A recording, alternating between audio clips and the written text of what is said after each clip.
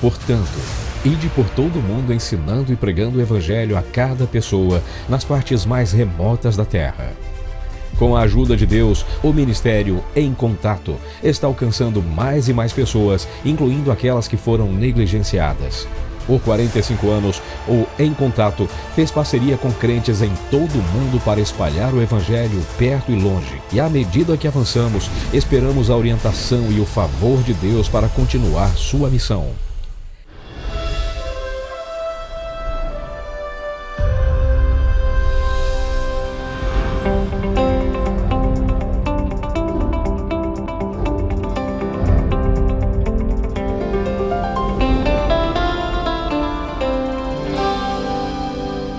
Em Contato, com o Dr. Charles Stanley, compartilhando o Evangelho em todo o mundo.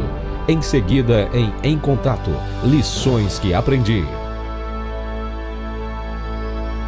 Você vive por princípios ou pelas pressões do momento?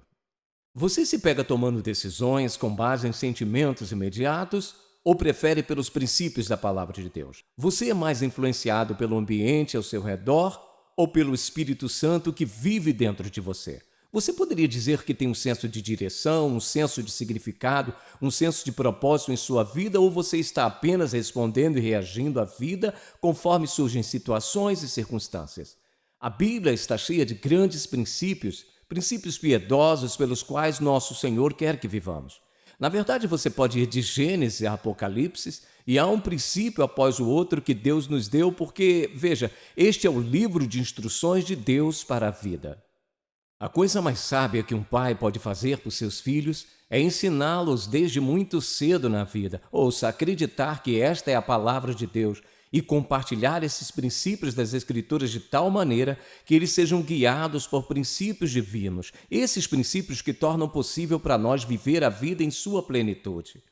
E eu quero que você abra o capítulo 3 de Provérbios, que provavelmente é o capítulo âncora da Bíblia para mim pessoalmente, porque há uma passagem simples aqui que de alguma forma eu sempre voltei várias e várias vezes ao longo desses anos. Ele diz, começando no versículo 1 do capítulo 3, "Meu filho, não se esqueça dos meus ensinos e que o seu coração guarde os meus mandamentos, porque eles aumentarão os seus dias e lhes acrescentarão anos de vida e paz.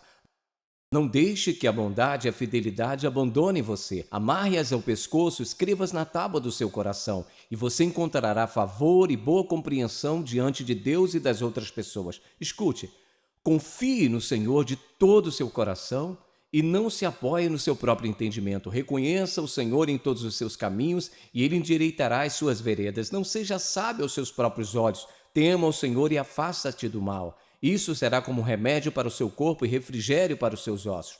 Honre o Senhor com seus bens, com as suas primícias de toda a sua renda, e os seus celeiros ficarão completamente cheios e os seus lagares transbordarão de vinho.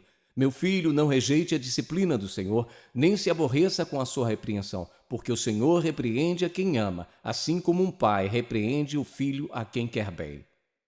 O que eu quero fazer nessa passagem, nessa mensagem, principalmente, é compartilhar com vocês alguns dos princípios mais importantes que Deus colocou sobre minha própria vida, aqueles princípios pelos quais Ele tem guiado minha vida. Existem muitos outros além do que eu quero citar, mas estes são os que Ele mais imprimiu em meu próprio coração, me guiou ao longo de todos esses anos pelos quais eu sou muito, muito grato. E eu quero começar com o primeiro, aquele que meu avô me ensinou quando eu tinha 17 anos. Ele nem percebeu o impacto que estava causando na minha vida, mas ele me apresentou esse princípio de uma maneira muito simples. Obedeça a Deus e deixe todas as consequências de sua obediência para Ele. Obedeça a Deus e deixe todas as consequências para Ele. Deus se fez responsável. Ele é obrigado, ouça, a ser responsável pelas consequências de nossa obediência. Lembre-se disso. Deus é responsável pelas consequências de nossa obediência. É minha responsabilidade aprender como ouvi-lo, minha responsabilidade confiar nele, responsabilidade dele de como resultado da minha obediência, cuidar de todas essas consequências. Agora, muitas vezes, uma das coisas com as quais temos que lidar é o clamor de outras pessoas, o que elas acham que devemos fazer, como elas acham que devemos viver e as decisões que elas acham que devemos tomar. E a verdade é que se você ouvir o mundo, e muitas vezes, mesmo se ouvir pessoas que têm boas intenções, você não encontrará nem ouvirá a vontade de Deus. Muitas vezes, pessoas nos dizem o que elas acham que queremos ouvir, o que elas acham que será fácil para nós, o que elas acham que devemos fazer da perspectiva delas, quando ninguém conhece a vontade e o propósito de Deus, a não ser o Deus Todo-Poderoso. E, portanto, quando dizemos obedecer a Deus e deixar todas as consequências para Ele, não podemos aprender uma lição maior na vida. É preciso coragem para ser obediente quando você não sabe quais serão as consequências. É preciso fé para ser obediente quando você não tem nenhuma ideia de quais serão as consequências. E muitas vezes tentamos imaginar e predizer em nossa própria mente o nosso próprio pensamento e um ponto de vista humano e que pensamos que as consequências possam ser muitas vezes. Estamos totalmente errados, porque somente Deus em sua onisciência sabe quais serão as consequências. Então, se você se lembrar, obedeça a Deus, deixe todas as consequências para Ele. Deus Todo-Poderoso é totalmente responsável pelas consequências da nossa obediência. A segunda lição que eu mencionaria é simplesmente esta, e é: aprenda a confiar no Senhor para cada coisa na vida que precisamos. E muitas vezes é a dificuldade e o fracasso que nos ensinam como aprender a confiar nele. Deus vai enviar bastante dificuldade e sofrimento em nossa vida. Ele vai nos enviar provações e tribulações suficientes para nos ensinar a confiar nele. Como saberíamos confiar nele se não enfrentássemos circunstâncias e situações nas quais não nos sentíssemos desamparados, sem esperanças e perdidos à parte da divina intervenção de Deus? Você pode confiar nele para cada necessidade, você pode confiar nele para protegê-lo em todas as circunstâncias. E uma das escrituras que ele mantém no meu coração por todos esses anos é: nenhuma arma forjada contra você prosperará. E de novo, e de novo, e de novo, quando armas foram lançadas contra mim por uma razão ou outra, e de novo, ele enviou de volta aquela passagem: ou você vai acreditar no que eu disse ao invés do que você vê e sente. Se você apenas se lembrar disso, acredite no que ele diz ao invés do que você sente ou do que você vê, porque você acredita no que você sente pode ser muito errôneo. Se você acredita no que você ouve, pode ser muito errôneo. Se você acredita no que Deus diz, você nunca erra fazendo o que é certo. A terceira lição que eu acho muito importante é essa: é aprender a esperar em Deus pela direção dele e pelo tempo dele.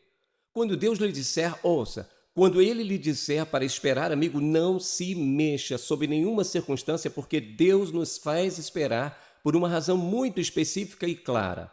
Lembre-se que ele é onisciente e nós não. Ele conhece o passado, o presente, conhece o futuro, ele sabe todas as coisas que estão envolvidas em cada decisão que você e eu tomamos. Eis o que eu descobri. Quando ele diz espere, provavelmente é por causa de uma de 3 razões. Número 1, porque não estou pronto para o que ele tem. Pode ser que o que eu acredito ser a vontade de Deus seja a vontade de Deus, mas o tempo não é o meu tempo, é o tempo dele. Ele diz, não espere.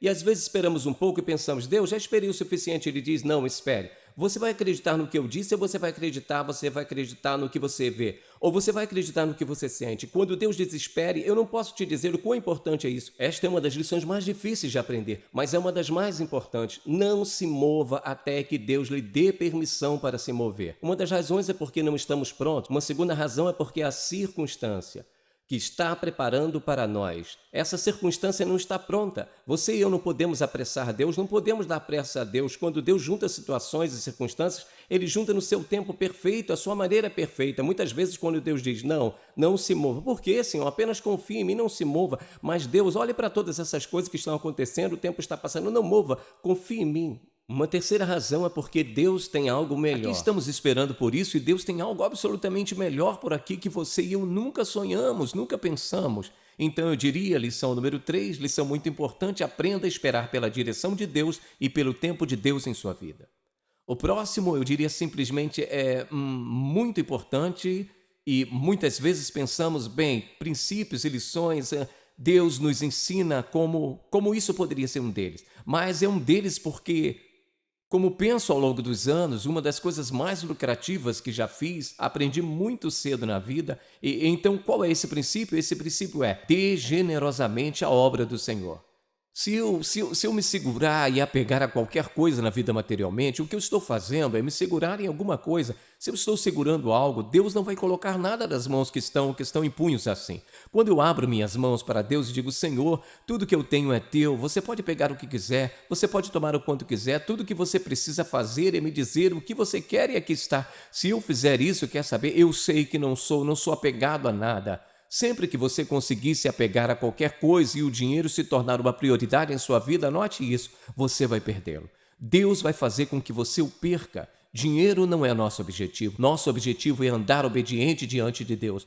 Mas se você e eu andarmos obedientes diante de Deus e seguirmos seus princípios de dar, eis o que Ele fará. Ele fará prosperar de maneiras que você nunca poderá imaginar. Aqui está uma outra coisa. Ele irá protegê-lo da ganância, irá protegê-lo do egoísmo, irá protegê-lo de se tornar materialisticamente apegado. Estou lhe dizendo que parte do que está errado com toda a nossa nação é que nos tornamos uma nação gananciosa. De alguma forma, alguém nos convenceu, persuadiu. Se tivermos coisas suficientes disso, daquilo, nós seremos felizes. Não há felicidade, alegria em paz, em coisas. Deve ser encontrado em um relacionamento com Jesus Cristo. Bem, acho que outro princípio que é muito importante para mim é não posso viver a vida cristã. É Cristo vivendo através de mim. Lembro-me da primeira vez que isso veio à minha mente, eu nunca vi um sermão sobre isso, nunca li um livro, nunca vi um folheto, nunca ouvi nada sobre isso. Peguei este livro do Dr. V. Raymond Edmond, que era então presidente do Wheaton College, livro intitulado Eles Encontraram o Segredo. Era simplesmente simples esboços biográficos de vida espiritual e da jornada espiritual de alguns grandes homens e mulheres de Deus. Eu abri aquele livro uma noite, uma sexta noite, saí para o meu escritório no quintal e comecei a ler aquele primeiro capítulo sobre Hudson Taylor. Eu não li mais que algumas páginas, provavelmente por volta da página 7, quando cheguei lá pensei, Senhor, aqui está alguém que se sente exatamente como eu me sinto, aqui está alguém que está lutando com as mesmas coisas que estou lutando. Naquela noite, pela primeira vez na minha vida, a própria ideia de que Jesus Cristo veio viver dentro de mim, para viver através de mim uma vida que eu não poderia viver, porque eu estava lutando, tentando fazer o melhor, cresci em uma igreja tipo legalista, não faça isso, não faça aquilo outro. Tentei o meu melhor para fazer o que deveria fazer, não me saí muito bem, eu era um cristão Romanos 7, o que eu não queria fazer, eu me via fazendo, o que eu queria fazer, eu não tinha forças para fazer, falha após falha, após falha, após falha, tentando e tentando, eu implorava, orava, jejuava, dizia a Deus o que eu ia fazer melhor e melhor e melhor, e eu ficava cada vez pior, e Ele finalmente me levou ao fim absoluto de mim mesmo, que de alguma forma a vida cristã não estava funcionando. E eu posso me lembrar, na semana que eu li este livro, eu tinha chegado à conclusão, Deus, ou você tem que me dizer algo que eu não sei, ou eu tenho que parar de contar para as pessoas. Apenas confie no Senhor Jesus Cristo, Ele vai dar-lhe paz, felicidade, alegria em sua vida, porque eu tenho no domingo, vem a segunda, eu não tenho, algo está errado. Lembro-me de um dos irmãos da nossa igreja, ele vinha ao altar cerca de, pelo menos 2 vezes por mês, isso não é exagero, desça e rededique sua vida. Comecei a pensar agora, o que está errado com ele era um bom amigo, o que há de errado com o mundo que ele tem que rededicar sua vida a cada 2 semanas, eu pensei, algo está errado com a pregação, algo está errado com ele, algo está errado, e então é como o Senhor me mostrou, o que você está pregando, faça o bem, seja bom, você não pode fazer o bem, você não pode ser bom, tem alguma coisa bagunçada nisso tudo. Eu me levantei naquela noite, quando eu percebi em João, capítulo 15, aqueles primeiros versículos quando Jesus disse, permanecei em mim, eu permanecerei em vós. Ele diz, com o ramo permanece na videira, ele diz, então eu estou permanecendo em você e você está em mim. Pela primeira vez na minha vida reconheci, ouvi Deus dizer com tanta certeza, nunca intentei para você a vida cristã, você não pode fazer isso, você nunca fez isso, você falhou. Agora você está pregando para as pessoas e elas não sabem o que está acontecendo no mundo, eu estou te dizendo, você não pode, eu sou o único que pode viver essa vida através de você.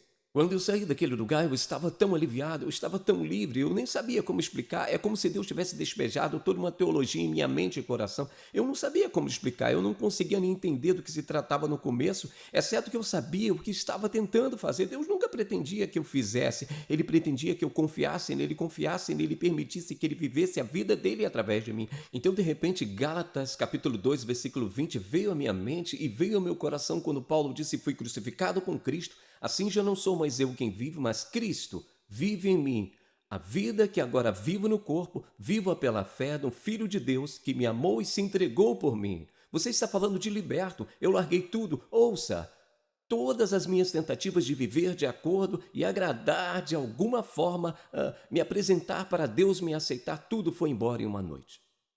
É a lição mais libertadora que já aprendi na minha vida e a minha oração. E a tragédia é essa, a tragédia é essa. A maioria dos crentes irá para o túmulo na escravidão de tentar agradar a Deus, tentar realizar, tentar viver de acordo, tentar de alguma forma ser bom o suficiente para obter sua aceitação, quando isso é absolutamente impossível. Lembre-se do que é a graça. A graça tem tudo a ver com o fato de que Deus nos ama apesar de quem somos. Deus nos perdoou quando não merecemos. Não é viver de acordo, realizar ou tentar se medir a nada. Uma das lições mais libertadoras é Cristo em nós.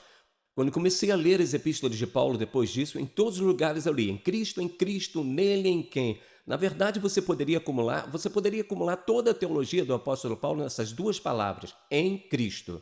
Porque Paulo entendia isso, ele compreendia os seus próprios fracassos. E é por isso que em Romanos 7 ele diz, eu não poderia fazer isso, tentei e não consegui. Em Romanos 8 ele diz, graças a Deus, que ele me libertou na pessoa de Jesus Cristo. Romanos 8 é um grande capítulo de vitória. Romanos 7 é um grande capítulo de derrota. A maioria de nós vive na derrota até que de alguma forma aprendemos que é Cristo em nós e não nós mesmos.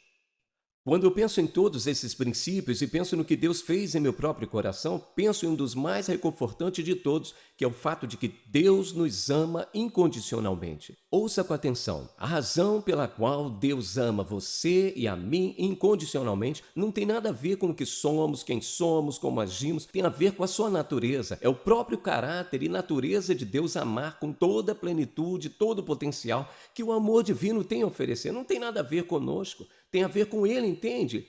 Ele quem recebe a glória, o crédito e o louvor, é Deus nos amando apesar de nós, e nos amando através de nós, e nos amando não por causa de algo dentro de nós, mas simplesmente porque Ele é o Deus que Ele é.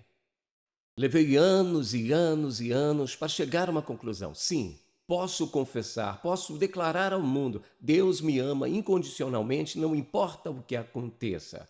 Quando penso nas pessoas, por exemplo, que não podem acreditar na segurança eterna, que lutam com isso e há milhões assim, elas simplesmente não podem crer nisso, que uma vez que elas são salvas pela graça, elas dizem, bem, você sabe, se você crê nisso, então isso é licença para o pecado. Meu amigo, escute, uma vez que você entende que Deus o ama incondicionalmente, você não procura licença para pecar, você não está procurando por liberdade para o pecado. O que você quer fazer é ser obediente a Deus porque você é muito grato por esse tipo de amor. Quando você crê nele como teu salvador pessoal, ele te sela, diz a Bíblia, até o dia da redenção. Ele diz que você é um filho de Deus, nada que você possa fazer, ouça, pode alterar o fato de que Jesus Cristo morreu pelo seu pecado, pode alterar o fato de que Ele te ama absolutamente, incondicionalmente. Você nunca poderia estar perdido depois que Deus salvou, porque Ele diz que te selou com o Espírito Santo. Ele vive dentro de você. Você teria que levar o Espírito de Deus para o inferno para morrer e se perder. Quando penso nas pessoas que vivem na escravidão do medo todos os dias, você vai para o céu, não tenho certeza. Por que não? Bem, você confiou em Jesus como seu salvador? Bem, eu tentei. Você fez isso? Sim, eu fiz. Bom, Ele te salvou? Bem, eu acho que sim.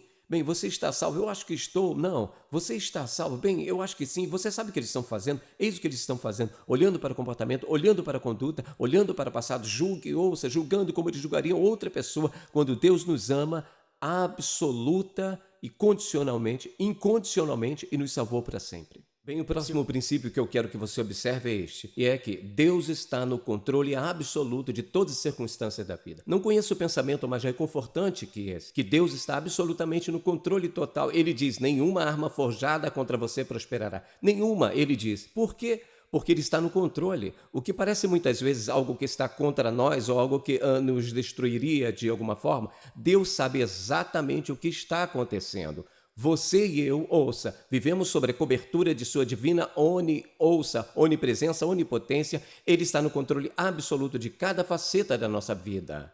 Se eu não acreditasse nisso, eu pararia de pregar a palavra de Deus, porque isso significa que agora somos vítimas e o mundo pode fazer isso conosco, e o mundo pode fazer aquilo, e portanto qualquer coisa pode acontecer. Bem, onde está a fé? Onde está esse Jeová Deus que é ouça, Ele é absoluto em fidelidade, infinito em poder. Se Ele é tudo que a Bíblia diz que Ele é absolutamente soberano, portanto, Ele está no controle total de cada coisa que acontece. As pessoas que não acreditam nisso dirão o que você deve fazer. Eles querem que você tome essa decisão, aquela decisão, outra decisão. O problema é que eles não estão dispostos a confiar em Deus. Eles não conhecem o Deus que você conhece. Eles não entendem que Ele é soberano no controle. Ouça, se Deus está no controle soberano da sua vida, quem sou eu para lhe dizer como viver a sua vida? Quem sou eu para lhe dizer o que fazer a seguir se Deus estiver no controle da sua vida? Se você está ouvindo a Ele, se você me perguntasse, eu diria, bem, aqui está o que a palavra de Deus diz, mas você tem que decidir por si mesmo. Isso se encaixa nos princípios de Deus? É esse um Deus soberano trabalhando em sua vida, fazendo algo muito bom? Quantas vezes eu vi em minha própria vida vida e na vida de outras pessoas que eram tão dolorosas, coisas que eram tão difíceis, e era a própria substância que Deus estava usando para construir e fortalecer, edificar e ouvir, e fortalecer e tornar sólido, estabelecer e cingir e ofuscar a vida dessa pessoa. Escute, não se afaste da dificuldade, do sofrimento. O que ele diz em Provérbios 3? Ele diz, não rejeite a disciplina do Senhor. Por quê? Porque muitas vezes é essa disciplina que pode vir por causa de algo que fizemos, ou porque outra pessoa fez, ou apenas porque Deus tem algo em mente. Ele diz, não se afaste disso. Deus está nos amando, e o que ele vai fazer? Ele diz que vai transformar tudo isso em algo absolutamente lindo. É fácil para nós acreditarmos nisso na vida de outras pessoas, mas não na nossa. A próxima lição é essa, e é a importância de depender absolutamente do Espírito Santo para tudo.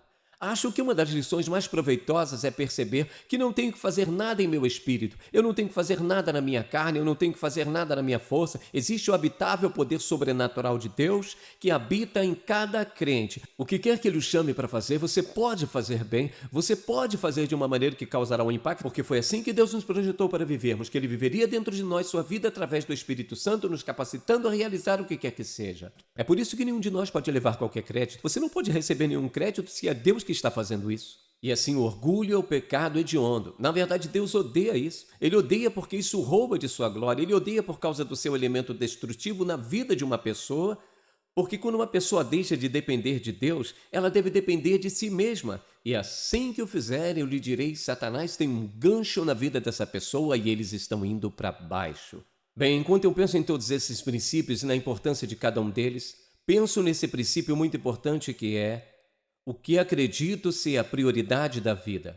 E essa é uma das lições mais importantes que você aprenderá, e é essa. Ouça, que o seu tempo pessoal de meditação com Deus deve ser a prioridade de sua vida. Ouça, você não pode fazer nada na vida cristã mais valioso, mais frutífero, mais produtivo, porque, ouça, é a base de cada um desses outros princípios.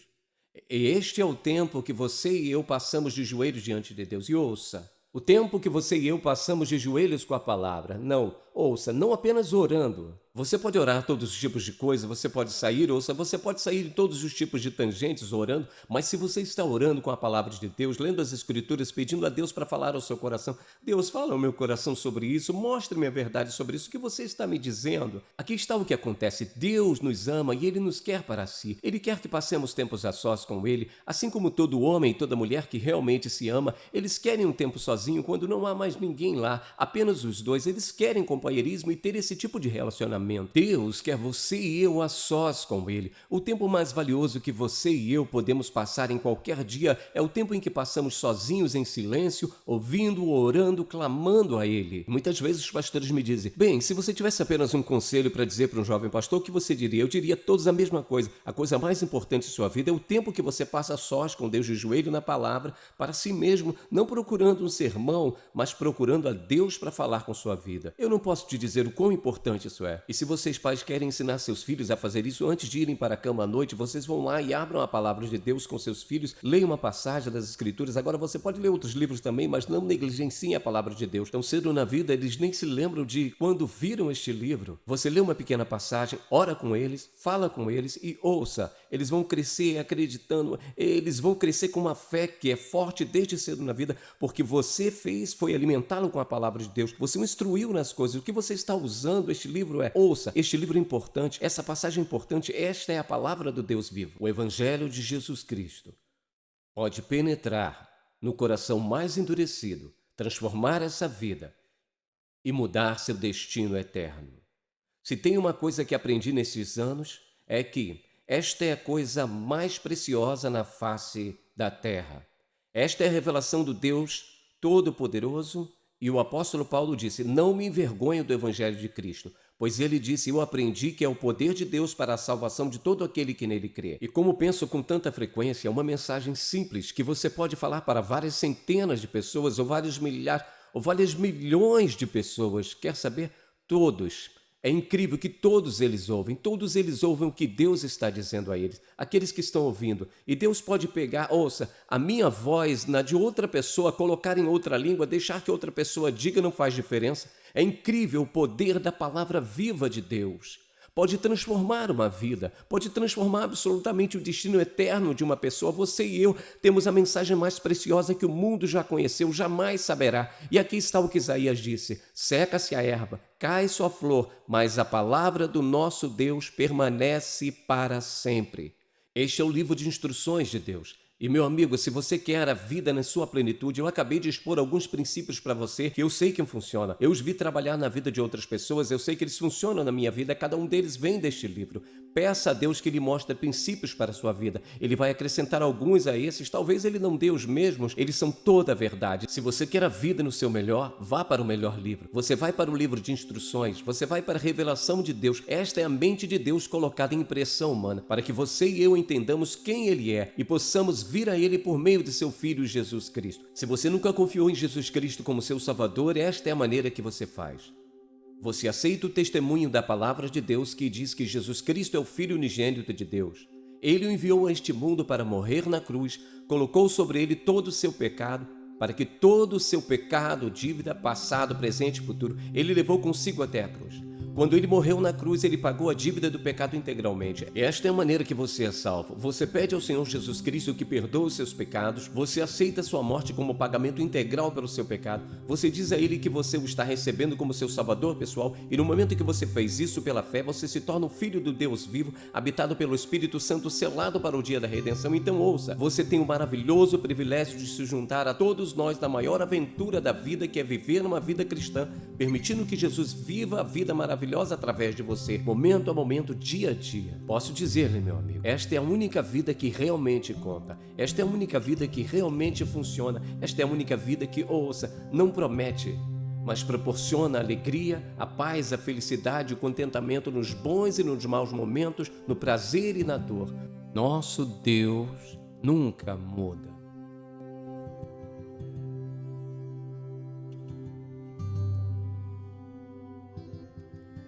Então, onde quer que você esteja, quero encorajá-lo a sussurrar uma oração simples, pedindo a Ele que o perdoe e dizendo a Ele que você está confiando nele como seu Salvador pessoal. E, meu amigo, uma coisa é certa, você pede a Ele, Ele está pronto para salvá-lo, pronto para mudar a sua vida.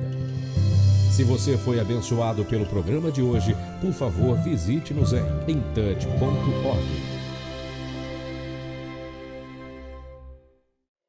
Em Contato, levando pessoas em todo o mundo a um relacionamento crescente com Jesus Cristo e fortalecendo a igreja local. Este programa é patrocinado pelo Ministério Em Contato e sua produção é possível pela graça de Deus, suas orações e ofertas de parceiros fiéis.